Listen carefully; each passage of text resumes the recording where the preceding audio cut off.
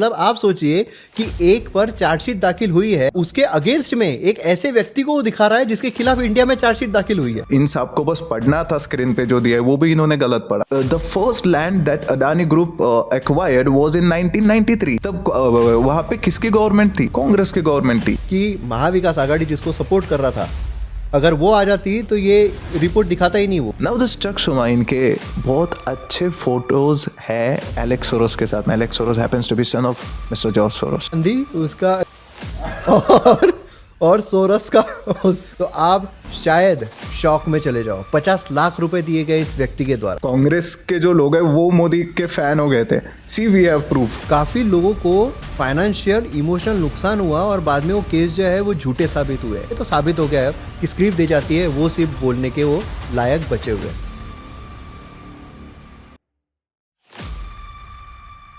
ध्रुव राठी की नई वीडियो आई, देखी क्या? अडानी के ऊपर। अडानी के ऊपर जैसे ही वो अडानी का वो इंडाइटमेंट हुआ, उसके बाद में साहब ने वीडियो रिलीज कर दी। क्या लगा आपको उस वीडियो के बारे में? देखो, ध्रुव राठी की जो क्रेडिबिलिटी है वो पिछले कुछ समय से खराब तो हुई है, क्योंकि लोगों को पता चला है कि किस तरीके से वो फेक प्रोपेगेंडा चलाता है, हाफ फैक्ट्स दिखाता है। और अडानी के इसमें तो उसने लिमिट ही पार कर दी। मतलब ऐसा लग रहा था कि उसकी पर्सनल खुन्नस से कोई अडानी से, इसलिए 9 से 10 वीडियोस उसने अडानी के ऊपर बनाए हुए हैं। लेकिन क्यों बनाए उस पर भी हम डिटेल में जाएंगे। प्लस जो अडानी का पूरा उसने वीडियो बनाया, ये जो पूरा मैटर है, जिस तरीके से उसने हाफ फैक्ट दिखाकर चीज़ों को मैनिपुलेट करने की कोशिश की है, हम यहाँ पर डिटेल में टेक्निकलिटी के साथ, लॉजिकल सिनारियो के साथ ये पूरे मुद्दे को डिस्कस ज़रूर करेंगे आज के इस पॉडकास्ट में। लेकिन शुरुआती तौर पर मैं ये कहना चाहता हूँ कि चलो एक बार मान लेते हैं कि अडानी गलत है, जैसा वो बोल रहे हैं उनका मान लेते हैं। अब काफ़ी सारे लोग जो है ये भी बोलेंगे, जो एकदम आंखों पे पट्टी बांधकर उसको सुनते हैं कि भाई उसने वीडियो में कहा कि अडानी जो है वो गलत है। लेकिन जो 9-10 वीडियो अडानी पे बना रहा है और हर इसमें अपने ओपिनियन के तौर पर गलत ही बता रहा है, तो यहाँ पर हम ये मान लेते हैं कि भाई चार्जशीट जो उसने दाखिल करने की बात की है वहाँ पर भी अडानी गलत है, ऐसा वो मान रहा है।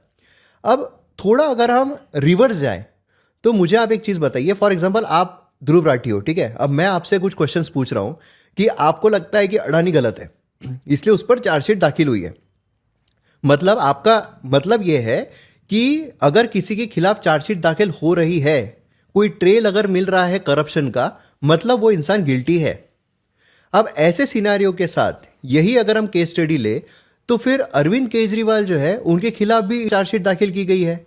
उनके खिलाफ भी जो ट्रेल है, मनी ट्रेल है, वो चार्जशीट में बताई गई है। तो फिर आपने जो केजरीवाल है उनके लिए काफ़ी अच्छी चीज़ें कही है कई बार। मतलब जब मोदी के खिलाफ लोकसभा में वीडियो बना रहे थे उस समय पर तो इलेक्ट्रल बॉन्ड के दौरान उन्होंने कहा था कि इनोसेंट है अरविंद केजरीवाल, उनके खिलाफ जो इलेक्ट्रल बॉन्ड का ट्रेल है वो पाया गया है। तो ये कहाँ का प्रोपेगेंडा हुआ, ये कहाँ का फिर आपका दोगलापन हो गया?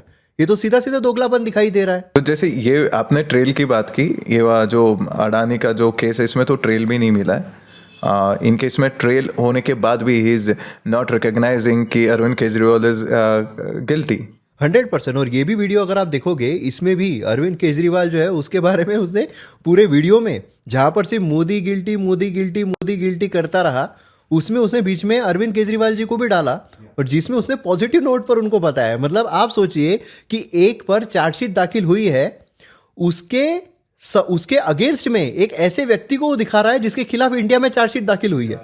इसका ये दोगलापन देखने के बाद, इसकी हिपोक्रेसी देखने के बाद, अब अगर हम वीडियो पर आते हैं जहां पर हम लॉजिकल तरीके से, पहले तो ध्रुव राठी के जो भी एलिगेशंस उसने डाले हुए हैं, क्योंकि उसने क्या कहा स्टार्टिंग में कि कई सारे एलिगेशंस है अडानी के ऊपर और इतने हैं कि शायद किसी को याद भी ना रहे। उसमें से कुछ एलिगेशंस उसने इसमें लेकर आए, 2 से 3 एलिगेशंस उसने लेकर आए। उन एलिगेशंस को अगर आप देखें उसमें कितने फ्लॉज दिखाई देते हैं, ये हम यहाँ पर पहले डिस्कस कर लेते हैं। देन उसके बाद हम जो अडानी का मेन केस है उस पर जाएंगे। सबसे पहले हमें देखने को मिलता है कि भाई उसने कहा कि जो ज़मीन है, जो ज़मीन दी गई थी गवर्नमेंट के द्वारा, उसमें काफ़ी भेदभाव हुआ।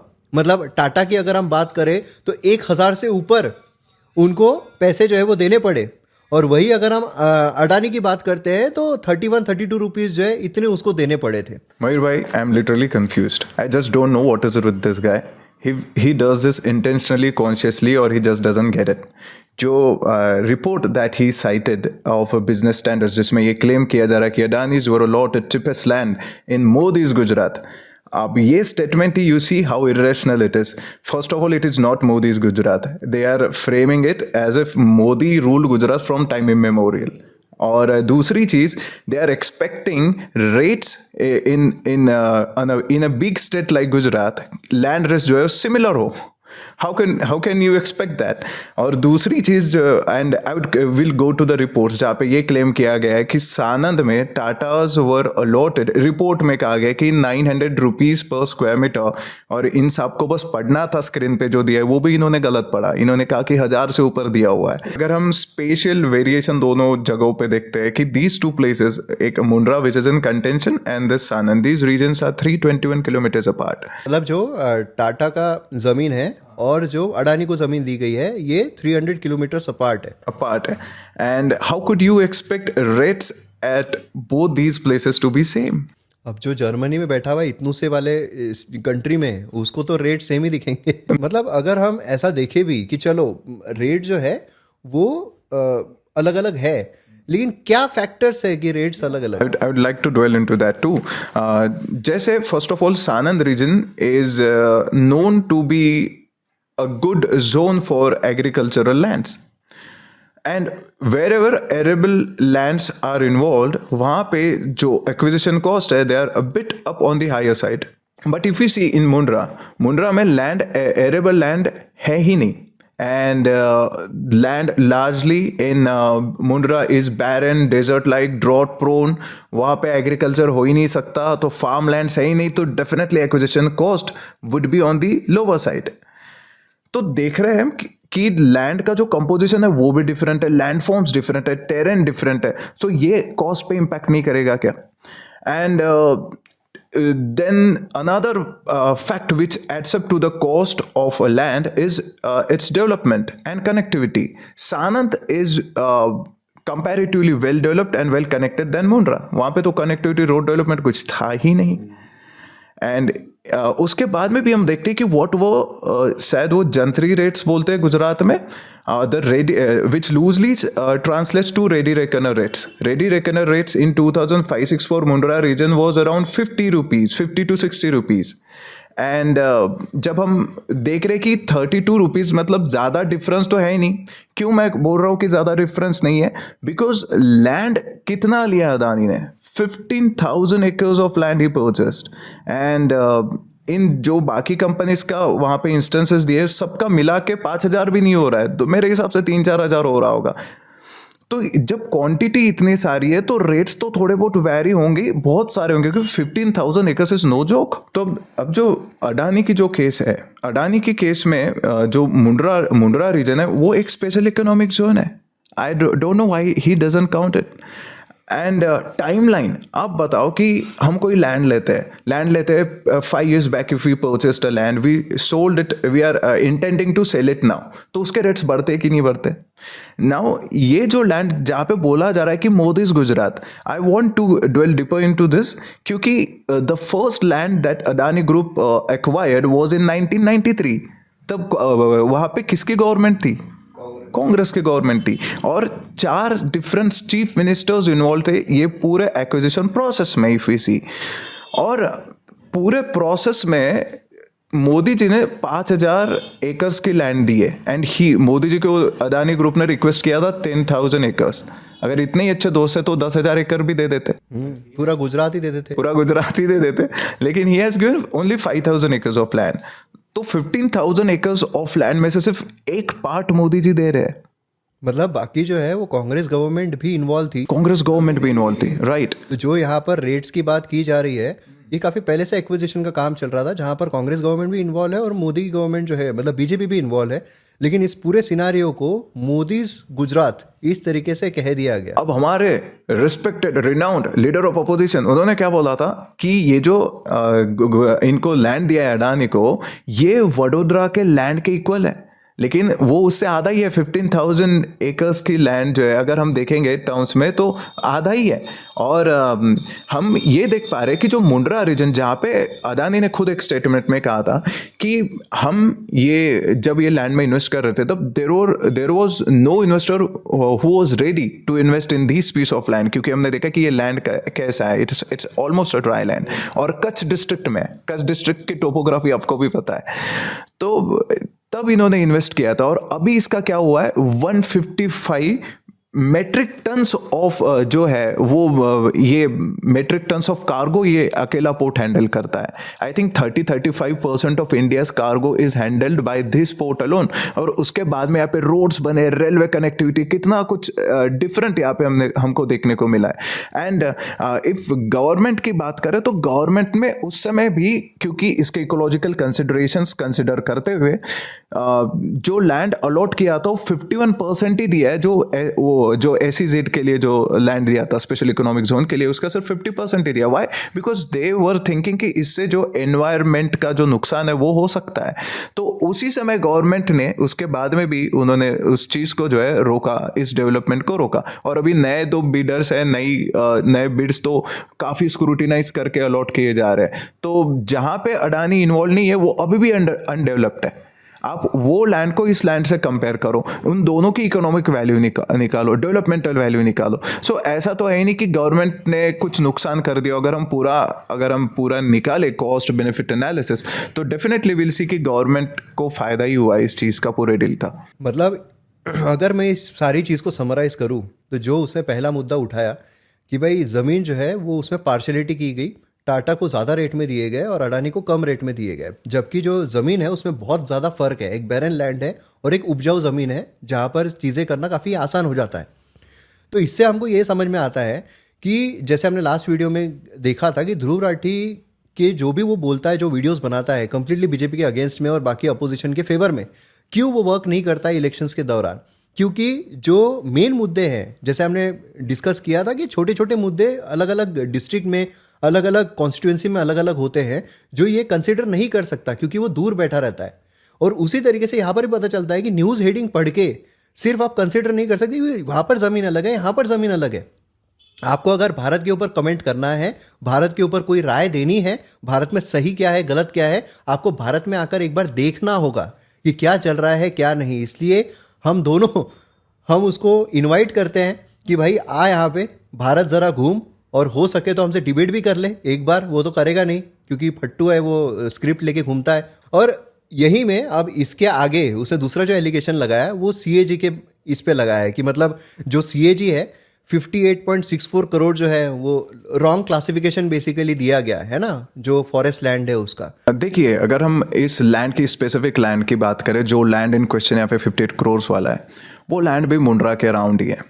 दैट लैंड का जो first approval it was granted in 2004 and let me tell you the process of approval is: first the group sends its request to the state government, then it forwards it to the central government. तो in principle approval इस land को वैसे 2004 में ही मिला था। मतलब ये जो ज़मीन है, ये ज़मीन मोदीज गुजरात की ही है। मोदीज गुजरात की ही है, Modi's Gujarat under UPA regime. तो आ गया था। उसके बाद में 2008 में एक सुप्रीम कोर्ट का एक डिक्री आता है या डिसीजन आता है। उन्होंने इंडिया के फॉरेस्ट को 6 सिचुएशनल ग्रुप्स में क्लासिफाई किया था। एंड दिस 6 सिचुएशनल ग्रुप्स के हिसाब से आपको NP जो नेट प्रेजेंट वैल्यूज होती है इकोसिस्टम की, उस हिसाब से रेट्स अलॉट किए गए थे। एंड इट वाज एक्सपेक्टेड कि this Mundra region would fall in zone 2 और जोन 4। लेकिन जब उसका इंस्पेक्शन किया गया तो कुछ ऑफिसर्स ऐसा बोल रहे थे, फॉरेस्ट ऑफिसर्स, कि this should fall in zone 4। कुछ ऑफिसर्स ऐसा बोल रहे थे since this is a mud flat तो ये जोन 2 में होना चाहिए। बट देन जैसे ये सब हुआ तो अडानी, जिनको पहले अलॉट की गई थी ये चीज़, लेकिन उनको फिर से रिवाइव करनी पड़ी अपनी एप्लीकेशन। देखा जाए तो this was disadvantage to him, लेकिन फिर भी उन्होंने अगेन मोदी गवर्नमेंट को रिक्वेस्ट की and then this same solicitation it was forwarded to the UPA government of the time and it was done in 2009। मतलब रिक्वेस्ट 2009 में पहुंच चुकी थी सेंट्रल गवर्नमेंट के पास एंड राहुल गांधी जी के भी स्टेक्स थे उस गवर्नमेंट में, राइट। तो 2009 में I want to emphasise this, 2009 में रिक्वेस्ट पहुंची सेंट्रल गवर्नमेंट के पास through channel of the state government, right. Approve कब हुई? 2009 में ही। अगर इतना ही इसमें प्रॉब्लम था तो थोड़ा रिसर्च तो कर लेते, थोड़ा इन्वेस्टिगेट तो कर लेते। मतलब कि ये जो लैंड है, ये लैंड 2008-9 का ही मुद्दा है, जहाँ पर सेंटर में थी कांग्रेस की गवर्नमेंट, उनके द्वारा अप्रूवल दिया जाता है। एंड देन उसके बाद जो CAG है, मतलब जो सेंटर के ही सारी चीज़ें देखते हैं, मतलब उनको सेंटर ही कंसिडर करेंगे ना, एग्जीक्यूटिव सेंटर का ही कंसिडर करेंगे, उनके द्वारा रिपोर्ट जो है वो लाई जा रही है। भली वो लाई जा रही है मोदी गवर्नमेंट के काल में, लेकिन जो मुद्दा है वो 2008-9 का है, जो कि जो एडिटोरियल वो साइट कर रहे थे उसमें भी इन दी एंड वही एडिटोरियल में, ऐसा भी नहीं कुछ छुपाया उन्होंने, वही एडिटोरियल में लास्ट में लिखा हुआ भी है 2008-9 हाईलाइट करके। स्टिल वो अनपढ़ को ये समझ में नहीं आया कि दूसरों को education is important, that's why right education is important, ये सबको समझ में आना चाहिए। और भाई no matter how much you have learn, how much degrees you hold, लेकिन अगर आपके सामने जो दिया है, अगर आप उसको सही से पढ़ भी नहीं पा रहे हो, लेट अलोन एनालाइजिंग इट, आप उसको you want to be a critical analyst, लेकिन what we smell here is agenda, deep agenda. इसी के साथ उन्होंने जो थर्ड एलिगेशन पर वो लेके गए, वो उन्होंने कहा कि जो फाइनेंस मिनिस्टर है और जो नीति आयोग है, उनके द्वारा रेड फ्लैग्स दिए गए थे 6 एयरपोर्ट्स जो अडानी को मिले थे उसके ऊपर। तो ये एलिगेशन में क्या तथ्य है? मैं सोचा कि पहले मेरे पास स्टेटमेंट लेके रख लूँ। अभी जो ये I think this report was 15 जनवरी की रिपोर्ट इंडियन एक्सप्रेस की, इसको सिविल एविएशन मिनिस्ट्री ने कैटेगोरिकली रिस्पॉन्ड किया था। एंड व्हाट देयर इज, मतलब एक government entity it is responding, and क्या रिस्पॉन्ड किया था कि these allegations are false, and क्या बोला था कि incorrect, factually incorrect and false they said. मतलब पूरा रिपोर्ट ही खारिज हो गई ना उनके हिसाब से। एंड इफ यू से कि नीति आयोग वालों ने नीति आयोग वाले या फिर फाइनेंस मिनिस्ट्री वाले वहाँ पे रिप्रेजेंट, उन्होंने रेड फ्लैग्स इशू किए थे, इफ यू से, तो ये पूरी जो प्रोसेस डिज़ाइन की थी, it was design by empowered group of secretaries, and इस ग्रुप को चेयर किसने किया था? नीति आयोग के CEO ने। मतलब यहाँ पर जो NITI Aayog red flag issue कर रहे हैं, उनके CEO ने ये सब हेड किया था, जिन्होंने एक्चुअल में कहा कि ये फैक्चुअली इनकरेक्ट है। हाँ, एंड ये प्रोसेस जो है, ये टेंडरिंग प्रोसेस जो थी, ये EGOS ने बनाई थी, जिसके चेयरमैन नीति आयोग के CEO थे। मतलब खुद की प्रोसेस खुद ही बनाई और खुद ही बोल रहे कि ये गलत है। एंड इफ यू सी, अगर यही मिनिस्टर ने, सिविल एविएशन मिनिस्टर ने आगे क्लैरिफिकेशन दिया है, उन्होंने कहा है कि 25 multinational companies were involved, 86 registration और फाइल्ड फॉर 6 एयरपोर्ट्स। अभी आप बताइए, ये 25 companies they have their own legal teams, and what the ministry is trying to say over here is if there was any fraudulent practice involved, ये company with its legal team, इन्होंने एक भी objection raise नहीं किया, they didn't even register any concern. अगर कुछ ऐसा होता तो ये सबसे पहले आवाज उठाते, बट ऐसा कुछ हुआ नहीं है। दूसरी बात जो ये रिपोर्ट में इंपॉर्टेंट है, जो साहब ने तो कवर की नहीं, पढ़ा ही नहीं होगा उतना डिप, तो उसमें है कि कैप जो 2006 में दिल्ली एंड मुंबई एयरपोर्ट्स वर, जब PPP मॉडल में जब दिए गए थे, उस समय पे it was cap to a single entity. And यहाँ पे एलिगेशन उठाए गए थे इंडियन एक्सप्रेस रिपोर्ट में कि आपने कैप क्यों नहीं किया, 6 के 6 एयरपोर्ट्स अडानी को जा रहे हैं। अच्छा, मतलब पूरे एयरपोर्ट जो है वो एक इंसान को नहीं जा सकते, उसमें कुछ कैप रहना चाहिए। Right, this was said in 2006 जब PPP मॉडल हुआ था।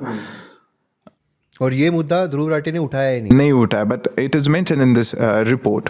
तो 45% 2006 में 45% ऑफ ट्रैफिक जो था वो ये 2 एयरपोर्ट्स कैरी करते थे, पैसेंजर ट्रैफिक, और जो 6 एयरपोर्ट्स इन क्वेश्चन है, ये सिर्फ 9% अराउंड पैसेंजर ट्रैफिक कैरी करते हैं। इसलिए कैप का कोई मतलब ही नहीं आता। And let me tell you one thing, ठीक है यार, हमारा एनालिसिस गलत हो सकता है, सिविल एविएशन मिनिस्ट्री का सब कुछ गलत हो सकता है, इन्हीं पॉइंट्स पे आई डोंट नो कौन था, but someone filed a case in Kerala high court.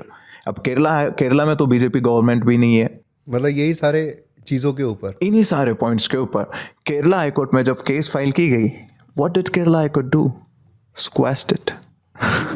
खत्म कर दी भाई, ये फंडामेंटल से सही नहीं है, कोर्ट ने ऐसा कहा था। मतलब ये जो अभी हमने 3 केसेस जो उसने लगातार, ये 3 केसेस से स्टार्टिंग ऑफ द वीडियो में ये बताए, ये उसने खुद ने रिसर्च नहीं किया था, ये दिखाई देता है। वो सिर्फ एक तरीके से अटैक करना चाह रहा था, एक तरीके से मैनिपुलेट करना चाह रहा था, ये सीधे तरीके से दिखाई देता है। और ये तो खैर, ये तो अभी हमने 3 एग्जांपल्स लिए, पूरे वीडियो में ही उसने ये सारी चीज़ें की है। इंडाइटमेंट जो हुआ है, चार्जशीट जो दाखिल हुई है, उस पर तो हम आएंगे। लेकिन उसके बाद भी जैसे इलेक्ट्रिसिटी की जो रेट्स है, उसके बारे में उसने कहा था 2020 की उसने इलेक्ट्रिसिटी रेट्स दिखाए कि ये तो ठीक है, उससे पहले के है, जो करप्शन हुआ उसके पहले के, लेकिन उसमें भी अगर आप देखोगे तो महाराष्ट्र सबसे टॉप पे है। ये सारी चीज़ें उसने बताई। और मैं आपको गारंटी देता हूँ कि महाविकास आघाड़ी जिसको सपोर्ट कर रहा था, अगर वो आ जाती तो ये रिपोर्ट दिखाता ही नहीं वो कि महाराष्ट्र टॉप पे है। खैर, वो तो उसका खुद का एजेंडा है। लेकिन इसके बाद भी अगर हम देखें 2022 की भी रिपोर्ट देखें, जब ये अडानी की तरफ सारा चीज़ें आ गई थी, ये जो करप्शन वरप्शन की चीज़ें हैं, एलिगेशंस है, ये सारी चीज़ें आ गई थी, उसके बाद भी देखा जाए तो जो स्टेट्स में उसने क्या कहा कि ये जो अडानी ने करप्शन किया है, इसके हाई रेट्स जो कस्टमर्स हैं उनको भुगतना पड़ेगा। लेकिन उसके बाद भी देखा जाए तो कस्टमर्स को ये जो स्टेट्स दिए गए हैं करप्शन के, इसमें वो हाई रेट्स में है ही नहीं। महाराष्ट्र, राजस्थान एंड दिल्ली जो है वो हमें देखने को मिल रहे हैं। अभी अगर हम अडानी के इस केस पर आते हैं, जैसे कि जो चार्जशीट जैसा हम लोकल लैंग्वेज में अगर बोले तो एक यूएसए के ईस्टर्न डिस्ट्रिक्ट ऑफ न्यूयॉर्क के एक कोर्ट के द्वारा चार्जशीट दाखिल की जाती है। किसके अगेंस्ट? अडानी के खिलाफ एलिगेशंस करप्शन किए हैं, कहाँ? इंडिया में। तो ये कोर्ट के अगर हम देखें तो 1.5 लाख के आसपास, अब तक 1.5 लाख के आसपास वहाँ पर आई है, जो केसेस आई है, उसमें से 11 छोड़ के बाकी सबको उन्होंने एक्सेप्ट किया है। तो मतलब 99% ज़्यादा केसेस जो है वो तो एक्सेप्ट कर लेते हैं। अब दूसरी चीज़ अगर हम देखें, जो हिंडनबर्ग रिपोर्ट, ये सारे एलिगेशंस है, इस पर तो ऑलरेडी हमारे सुप्रीम कोर्ट ने क्लीन चिट दे दी है। मतलब आप सोचो कि ध्रुव राठी के लिए वहाँ का डिस्ट्रिक्ट कोर्ट यहाँ के सुप्रीम कोर्ट से ज़्यादा बड़ा है। अब इसमें इससे बड़ी हास्यास्पद जो बात है वो और क्या हो सकती है। और उसी के साथ साथ जो डोनाल्ड ट्रंप है, उसने उसके रिपोर्ट जो आई थी हिंडनबर्ग की, उसके कुछ दिन पहले ये कहा कि भाई ये सब मैनिपुलेट किए जा रहे हैं, जो जजेस है वो मैनिपुलेट किए जा रहे हैं, क्योंकि वो कोई एग्जाम देकर नहीं आते हैं, उनको अपॉइंट किया जाता है गवर्नमेंट के द्वारा, एग्जीक्यूटिव के द्वारा। तो मतलब वहाँ पर प्रेसिडेंट जो है वो अपॉइंट कर रहे हैं, तो उनका एजेंडा जो है वो चलाया जाता है। तो जैसे मैं भी इसमें एक ऐड करना चाहूँगा भाई, एरिक सोलेम नाम के एक Norwegian diplomat, and he is just not another diplomat, he was in UNEP executive director के पोस्ट पे, आई गेस वो थे यूएनईपी में। UNEP, you know, United Nations environment programme, तो जो मतलब एनवायरनमेंट की सस्टेनेबिलिटी के ऊपर ध्यान देता है। So what he said about this whole episode, he said कि this episode is not going to go anywhere. ये जो चार्जेस है, ये this he termed it as American overreach, क्योंकि जो इंडिया में कुछ हो रहा है एंड अमेरिकन जो इतने ज़्यादा इन्वॉल्व हो रहे हैं, हिज पॉइंट वॉज कि since this is related to transitional energy, जिसमें हम ग्रीन एनर्जी की ओर बढ़ना चाहते हैं, because we want our planet to be a better planet, a greener planet. तो ये जो है, this is creating obstacles towards that course, because lots of people are working day and night, बहुत ज़्यादा हार्ड वर्क कर रहे हैं to make this transition happen. और ऐसी सिचुएशन जो लार्जली फेक एलिगेशंस लग रहे हैं, उस हिसाब से जो ये जो एरिक सोलेम जैसे एनवायरमेंटलिस्ट है, उनको भी कंसर्न में डाला है। एंड उन्होंने ऐसा भी कहा है कि कोई ब्राइब किस एंटिटी को दिया है ये पता ही नहीं है, एंड जो ब्राइब के चार्जेस प्रूव होने लाइक ऐसा कुछ दिख भी नहीं रहा। 5 काउंट्स यहाँ पे थे। इंडिया के भी एक रिनाउंड एडवोकेट है, उन्होंने भी कहा था कि 5 काउंट्स है, 1 and 5 आर इंपॉर्टेंट, और अडानीज 1 and 5 में मेंशन ही नहीं है। लेकिन पोर्ट्रे ऐसा किया जा रहा है कि as if they are mention in 1st and 5th count, right.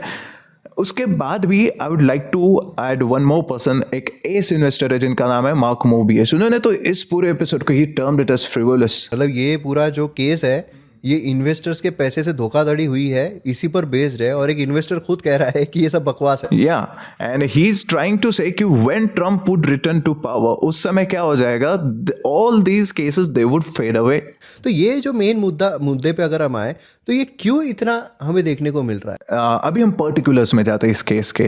This case was filed in eastern district of New York, right, and वहाँ के जो prosecutor who is leading this charges against Adani, his name is Breon Peace. And Breon Peace का जो चक शुमा नाम के एक Democrat leader है, उनके साथ में काफ़ी अच्छे कॉन्टैक्ट्स हैं, एंड चक शुमा ने उनको पब्लिकली एंडोर्स किया था कि जो ईस्टर्न डिस्ट्रिक्ट ऑफ न्यूयॉर्क के लिए this is a suitable guy. Now this Chuck Schumer, इनके बहुत अच्छे फोटोज है एलेक्स सोरोस के साथ में. Alex Soros happens to be son of mister George Soros. तो ये एक डायरेक्ट कनेक्शन तो यहाँ बन ही रहा है. अब हम लोग अभी जा रहे हैं ध्रुव राठी के फेवरेट स्टेट में, डीप स्टेट. जो ब्रियोन पीस की वाइफ है, जैकलीन पीस, वो एक इक्वल जस्टिस इनिशिएटिव में डायरेक्टर के पद पे काम कर रही है, and she is an attorney too. और Equal Justice Initiative Bryan Stevenson ने फाउंड किया था, and he is executive director of Equal Justice Initiative. अब ये जो ब्रायन स्टीवनसन है, ये सिर्फ एग्जीक्यूटिव डायरेक्टर ही नहीं है इसके, ये ओपन सोसाइटी फाउंडेशन के मेंबर भी है. ओह, और एक सोरोस के statement I would like to mention over here. Soros ने कहा था कि fate of Modi and Adani is intertwined. What he meant is, if Modi Adani goes down, Modi has to go down too. और यहाँ पे सीधा सीधा दिख रहा है कि has an agenda, and not सिर्फ agenda, he has his vested interest against Adani. और उसने फंडिंग भी दी थी मोदी को हटाने के. एक पैटर्न मैं आपको बताना चाहता हूँ. जो 2016 में हर्ष मनी केस हुआ था, जो कि ट्रम्प के अगेंस्ट हुआ था, एंड चार्जेस अगेंस्ट ट्रम्प वर, ये इसको लीड कर रहे थे एल्विन ब्रैग नाम के एक अटर्नी. ये मैनहट्टन डिस्ट्रिक्ट में था आई गेस. अब ये एल्विन ब्रैग को सीधा फंड किया था सोरोस के बच्चों ने. वन इज जेनिफर सोरोस, उनकी डॉटर, और जोनाथन सोरोस. इन्होंने थाउजेंड्स ऑफ डॉलर्स पोर इन किए थे इस कैंपेन में. देन कलर्स ऑफ चेंज एक नाम का ऑर्गेनाइजेशन है, उन्होंने तो ऑनलाइन ये घोषित किया था कि हम $1 million प्लेज कर रहे हैं for support of Alvin Bragg in this hush money case. $1 million. And if you see कि ये ऑर्गेनाइजेशन जो PAC है, इसको कौन फंड करता है? Any guesses? Open society foundation. George Soros, right. तो खुद फंड कर रहा है. आई मीन टू से, एंड ट्रम्प ने जो एल्विन ब्रैग के लिए कुछ हार्श, एकदम एग्रेसिव वर्ड्स यूज किए थे. इन्होंने बोला था इनको सोरोस बैक्ड एनिमल. ये रिलेंट ही नहीं कर रहे, छोड़ ही नहीं रहे, जबकि बहुत जगह पे ये हो गया था कि भाई ये केस इतना सीवियर नहीं है जितना पोर्ट्रे किया जा रहा है. एंड उसके बाद में इसी लीगल सिस्टम पे ट्रम्प ने बोला था कि legal system doesn't exist in US anymore. और उन्होंने Joe Biden administration, Biden government को बोला था, Biden government is running Gestapo administration. और जो लोग ऐसा सोच रहे होंगे कि ट्रम्प ने बोला है, ट्रम्प तो कुछ भी बोलता है, वो USA का प्रेसिडेंट अभी ओथ लेने वाला है, प्लस उसको लोगों ने चुन कर दिया है. और जो लोग यहाँ के इलेक्शंस को रग्ड मानते हैं, वहाँ तो बैलेट पेपर पे हुआ था. एंड ऐसा तो नहीं है कि हम सब हवाबाजी कर रहे हैं. हमने यहाँ पे फाइनेंस वगैरह सब कुछ गिना है. और जो ये सिर्फ ट्रम्प की बात नहीं है, ये एक पूरा एस्टैब्लिश्ड एजेंडा था. जो रिपब्लिकन पार्टी ने जब मेल्स भेजे थे लोगों को कि why you should vote for us, तो उसमें मेंशन किया था कि ये जो left backed Soros backed attorneys है, they are coming for us. उसके बाद में जो जॉर्ज सोरोस है, उन्होंने ऑडेसी नाम की एक कंपनी में इन्वेस्ट किया वीक्स बिफोर प्रेसिडेंशियल इलेक्शन. तो FCC जो है US का एक है लॉ, उसके हिसाब से आप 2-4 वीक्स पहले नहीं किसी में इन्वेस्ट कर सकते. एंड जिसके 200 रेडियो स्टेशंस है.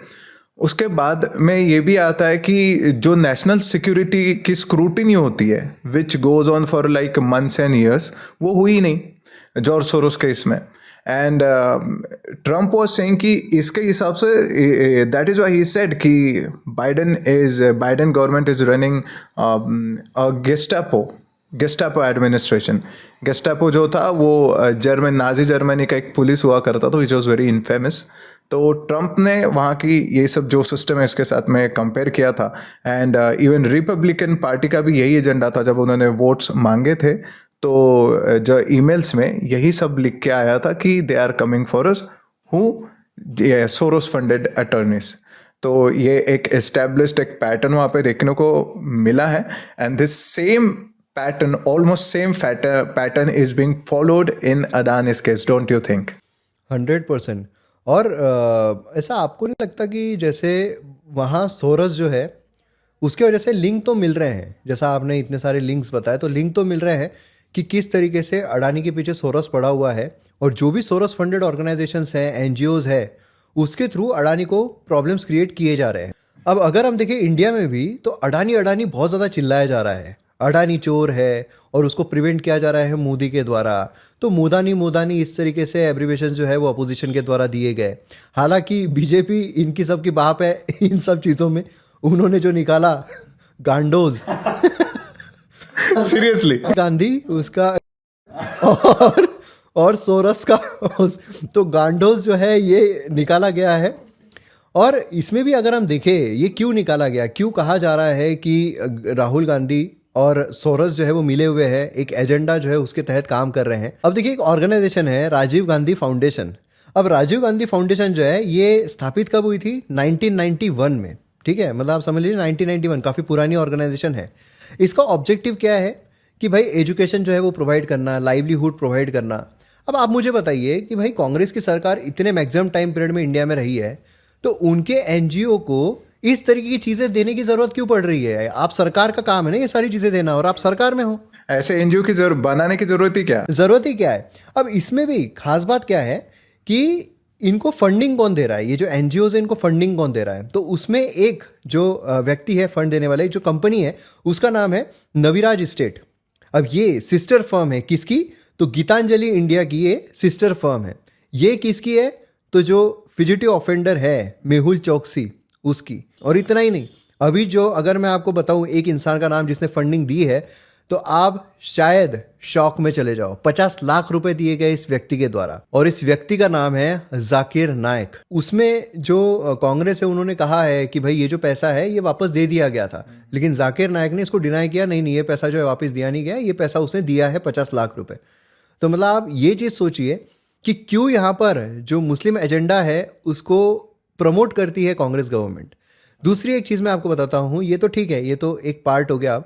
अब जो मैं नाम बताऊंगा आपको, वो आपको गेस करना है कि और एक जो ये है पैसा देने वाला जो फंड देता है, उसका नाम क्या हो सकता है? सोरोस। वाह, it was so unpredictable, but you deep state. तो मतलब ये समझ में आता है कि किसी न किसी तरीके से सोरस जो है वो इन लोगों से भी कनेक्टेड है फंडिंग के द्वारा, और सब कुछ। और ना यहाँ पे जनता को ये समझना पड़ेगा सब कुछ फंडिंग से चलता है। तो यहाँ पर ये चीज़ क्या ध्रुव राठी ने बताई अपने वीडियो में? बिल्कुल नहीं। ये चीज़ जो सोरस के बारे में जब वो बोल रहा था उस समय तो वो सीधा चरण वंदना कर रहा था सोरस की, कि कितना महान है, और उसकी सोरस की वेबसाइट से चीज़ें निकालकर सोरस के बारे में चरण वंदना कर रहा था। तो मतलब अंधभक्त एक्चुअल में कौन हुआ? मुझे एक चीज़ समझ में नहीं आती। ये लोग कहते कि we are well wishers of Indian people, we are well wishers of India's growth, लेकिन जैसे ही ये एलिगेशंस लगे थे, आई थिंक 5,35,000 करोड़ एक दिन में इंडिया ने लॉस कर दिए थे in the share market.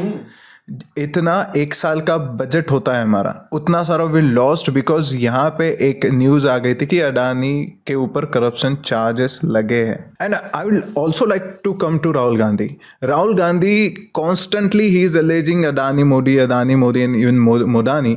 Even उनके जो इंडिया अलायंस के अलाइज है, even they are falling apart now. वो सब बोल रहे हैं कि भाई ये नहीं करना है, you should stop now Adani, we have enough discuss, हमें दूसरे भी इश्यूज है जो कि discuss and which is reality. हम सिटी के पोल्यूशन की बात नहीं कर रहे, हम सिटी की जो इन्होंने इतने सारे जो गिनाए थे स्वराज मिशन स्वराज में, उस पर डिस्कशन तो हो ही नहीं रहा बिकॉज ये आदमी अडानी को छोड़ने को तैयार ही नहीं है। तो पार्लियामेंट का डिस्कशन तो यही जा रहा है, वहाँ पार्लियामेंट प्रोटेस्ट करने के लिए है क्या? मुझे समझ में नहीं आ रहा। मास्क पहन के लोग जा रहे हैं एंड इससे किसको फायदा हो रहा है? अटेंशन तो मोदी को ही मिल रहा है। अगर 2 साल बाद अगर कोई वीडियो निकाल के बता दे कि भाई कांग्रेस के जो लोग हैं वो मोदी के फैन हो गए थे, सी वी हैव प्रूफ, तो वैसे ही हो जाएगा। 2 साल की पहले की बात तो हेडलाइन पढ़ने वाले लोग हैं यहाँ पे, वो भी बराबर नहीं पढ़ते, तो वो तो बोलेंगे हाँ भाई ये मोदी के फ़ैन हो गए थे।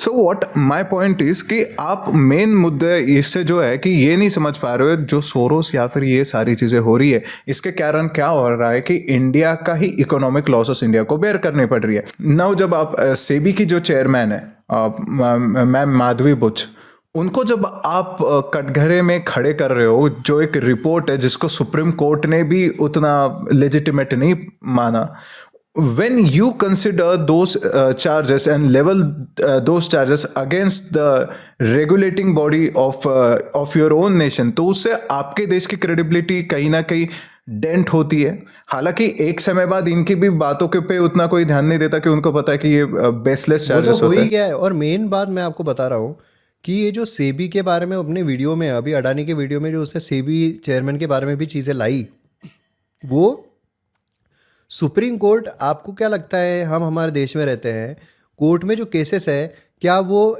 इस बेसिस पे की जाती है, हाँ भाई ये दिख रहा है चलो कर दो, ये कर रहा है कर दो? ऐसा नहीं होता है ना। सारी जांच होती है, सारी की सारी चीज़ें देखी जाती है, उसके बाद अगर उसमें कुछ पाया नहीं गया है सुप्रीम कोर्ट के डिसीजन में, उसके बाद भी अगर ये क्वेश्चन कर रहा है कि वहाँ गलत था ही, वहाँ गलत था ही, खुद आके केस क्यों नहीं करता फिर? राइट. और केस एडमिट ही नहीं होती, सुप्रीम कोर्ट पहले स्क्रूटी करती इन सारी चीज़ों को.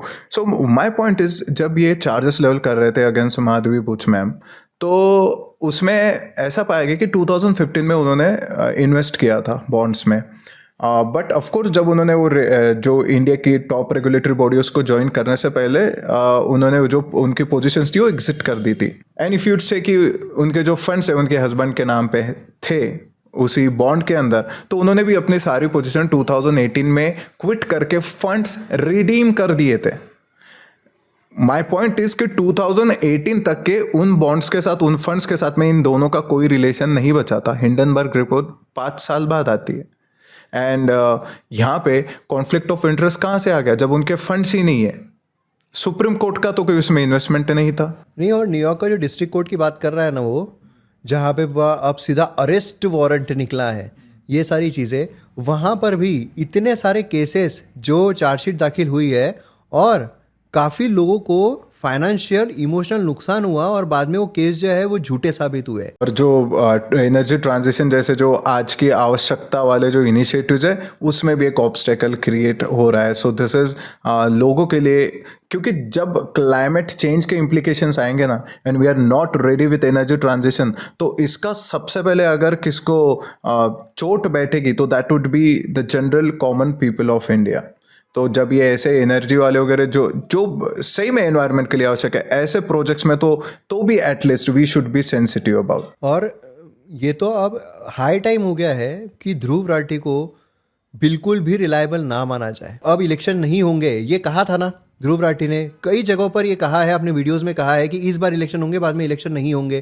केजरीवाल जी जो है उन्होंने कहा था, 2019 में भी कहा था कि अब इलेक्शन नहीं होंगे, लेकिन इलेक्शन जो है वो हर बार हो रहे हैं, हर जगह के इलेक्शंस हो रहे हैं. लेकिन अब जो उमर अब्दुल्ला है कश्मीर के, उन्होंने क्या कहा, इंडिया अलायंस की है ना, वो भी सभी इंडिया अलायंस है बाकी सब छोड़ के. और बहुत सारे लोगों को इंडिया अलायंस नहीं, इंडिया अलायंस है. ऐसे भी बेवकूफ़ लोग कुछ हैं जिसका जो खुद राहुल गांधी जी जो है उनको मुँह की खानी पड़ी थी इस चीज़ की वजह से. फॉरेन में, अमेरिका में जब उनको पूछा था कि इंडिया अलायंस, तो उन्होंने कहा था इंडी नहीं इंडिया अलायंस. तो बोलते वो ए स्टैंड फॉर, तो बोले अलायंस, तो बोले फिर क्या इंडिया अलायंस ही हुआ ना वो. तो ये जो उमर अब्दुल्ला है, उन्होंने कहा कि बोलते जब आप हार रहे हो तो ईवीएम बुरी है, जब आप जीत रहे हो तो ईवीएम अच्छी है. जो आप 99 जो आपको सीट्स आई थी, उस पर जो आप नाच रहे थे, वो आपको ईवीएम के भरोसे पर ही आई थी. तो अगर आपको ईवीएम भी इतना, इलेक्शन मत लड़ो. तो मतलब इंडिया अलायंस के लोग खुद इनसे दूरी बना रहे हैं कि भाई ये अब इनका ना सही ट्रैक है, जिस ट्रैक पे जाना चाहिए ये अब अलग ही ट्रैक पे चल रहे हैं, जो एक कंप्लीट एजेंडा ओरिएंटेड देखने को मिल रहा है, वो सबको समझ में आ रहा है. एंड उसका जो जनरल पॉपुलेस है उसके साथ में ज़्यादा कोई संबंध भी नहीं बैठ रहा. बिकॉज हमने महाराष्ट्र इलेक्शंस में भी देखे कि इन्होंने जो इश्यूज उठाए थे, people had a hard time to connect with those issues. इसलिए ये तो अब फाइनल है कि ना ही ध्रुव राठी अब क्रेडिबल है, ना ही रिलायबल है पॉलिटिकल कमेंट्री करने के लिए, और ना ही एजुकेटेड है पॉलिटिकल चीज़ों पर अपने मत रखने के लिए, क्योंकि उनका अपना कोई मत है नहीं. उनको जो स्क्रिप्ट दी जाती है, तो साबित हो गया है कि स्क्रिप्ट दी जाती है, वो सिर्फ बोलने के वो लायक बचे हुए हैं.